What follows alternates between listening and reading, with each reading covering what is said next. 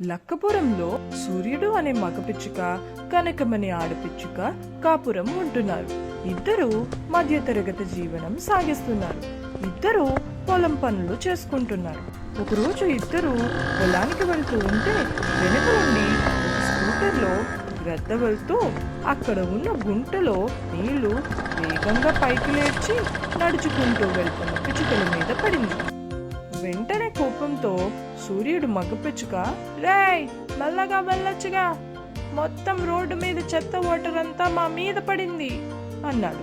వెంటనే కనకం, సూర్యుడు పాపం, వాళ్ళు బాగా డబ్బున్న వాళ్ళు, మనం వాళ్ళ మీద గెలవలేం. ఆ మాట విన్న వెంటనే సూర్యుడికి ఆలోచన మొదలైంది.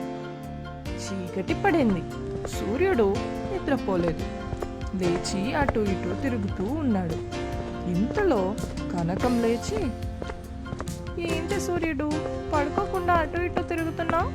ఇలా డబ్బున్నవాడు లేనివాడు అని రెండు రకాలు కాకుండా అందరూ సమానంగా ఉండాలి అంటే ఏం చేయాలి అని ఆలోచిస్తున్నా. జరగని వాటి గురించి ఆలోచించకుండా పడుకో. జరగనివని ఎందుకు అనుకుంటున్నావు? సులభంగా జరగదు. చూడు, నిద్ర చెడగొట్టుకుని ఆలోచించి ఆరోగ్యం పాడు చేసుకోకు అని చెప్పింది. సూర్యుడు ఆలోచిస్తూనే ఉన్నాడు. సూర్యుడు ఉదయించాడు. సూర్యుడు కనకంతో, నేను తపస్సు చేసుకోవడానికి వెళ్తున్నా అని చెప్పాడు. కనకం వెంటనే ఎందుకు అని అడిగింది. మన దేశంలో డబ్బున్నవాడు లేనివాడు అనే తేడా ఉండకూడదు. అందుకే తపస్సు చేసి దేవుడు ప్రత్యక్షం అవ్వగానే అడుగుదలుచుకున్నాను. పిచ్చి ఆలోచనలు మాని బుద్ధిగా పనిలోకి రా అంది. ఇది పిచ్చి ఆలోచన కాదు, న్యాయమైన ఆలోచన. దేవుడు ఒప్పుకుంటాడు, నా కోరిక కూడా తీరుస్తాడు అని బయలుదేరాడు.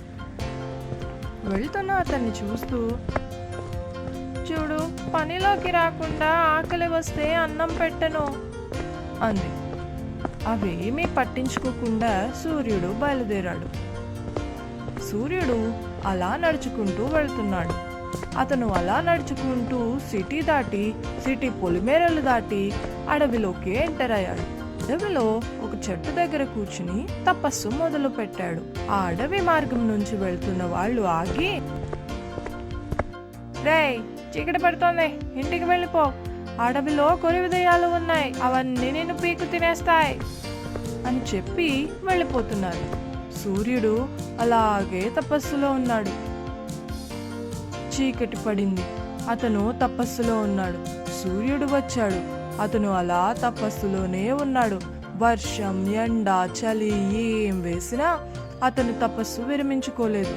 చివరకు దేవుడు ఇతని తపస్సుకు మెచ్చి ప్రత్యక్షమై, ఏం కావాలి నాయనా అనగానే సూర్యుడు కళ్ళు తెరిచి, స్వామి, మా ఊళ్ళో పేద గొప్ప అనే తేడా ఉండకూడదు.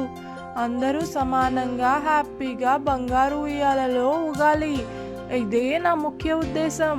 చూడు సూర్యుడు, అందరూ ఖరీదుగా బతకాలి అన్న నీ ఆలోచనకు అభినందిస్తున్నా. కానీ అలా చేయడం వలన చాలా ఇబ్బందులు వస్తాయి. బంగారం ఉంటే ఇంకా ఇబ్బందులు ఏముంటాయి? ఏమీ ఉండవు. నేను కోరినట్టు చేయి స్వామి అన్నాడు. వెంటనే దేవుడు, నీ కోరిక నెరవేరుగాక, కానీ నువ్వు ఏది తాకితే అది బంగారం అయిపోతుంది అని దీవించి దేవుడు కనుమరుగయ్యాడు. సూర్యుడు ఆనందంగా బయలుదేరి అక్కడి నుంచి ఇంటిలోకి వచ్చి అక్కడ ఉన్న వ్యక్తితో, నేను మన ఊరిని బంగారు ఊరిగా మారుస్తా అన్నాడు.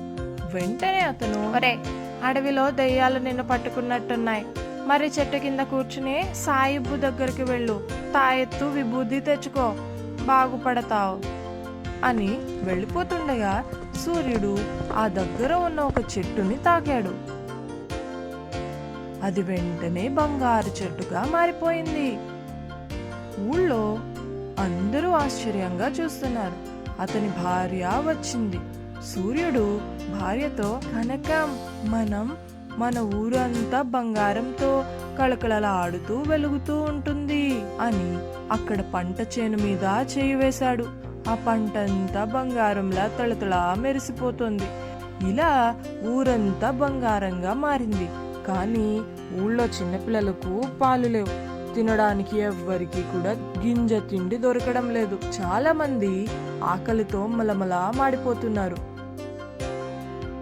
అందరూ కలిసి సూర్యుడి దగ్గరికి వచ్చి, రే, ఊరు బంగారంలా ఉంది అంటే ఆ ఊళ్ళో ఆకలి లేదు అని అర్థం.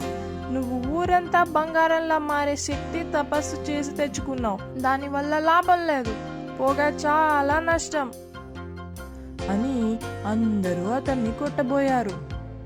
సూర్యుడు గట్టిగా, దేవుడా కాపాడు అని అరిచాడు. ఆ అరుపుకి దేవుడు వచ్చి, ఏంటి సూర్యుడా, పిలిచావా? అవును, నువ్వు నాకు ఇచ్చిన శక్తి తీసేసుకో. ఎందుకు?